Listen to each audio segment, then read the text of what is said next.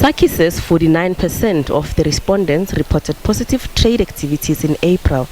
The organization says the saga around the value-added tax increase during March and April did cause some discomfort and additional costs to trade. It says the lower inflation environment, including the lower fuel expenses, have also provided notable relief. SACCI says given the openness of the South African economy, global trade is critical to trade conditions. International trade is a very important component of trade in South Africa, and there's a lot of linkages back into South Africa in the terms of the domestic economy. So it's important, that international trade keeps firing on all cylinders. And unfortunately, our situation in terms of the U.S. economy and U.S. relationships are not that good at this stage, but they are very important trade partners internationally. But then, of course, domestically, we see inflation at a very low rate.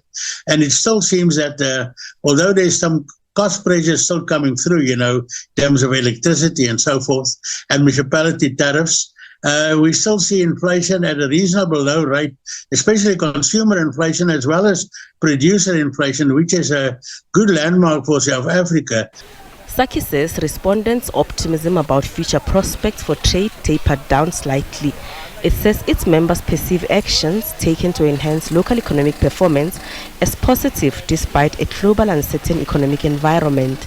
It was better in March, for instance. They had a more positive view in terms of expectations 6 months from now than they have in April. So it tapered down a little bit in terms of expectations. But I think all depends on in terms of how we handle our domestic situation, in terms of the economy as well as socio-economic issues that is coming forward.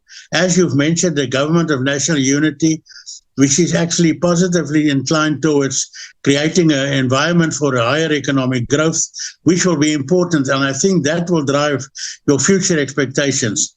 SACCI says the Trade Conditions Survey reflects some optimism in employment, and respondents anticipate hiring more staff in the next 6 months, given overall improved trade expectations.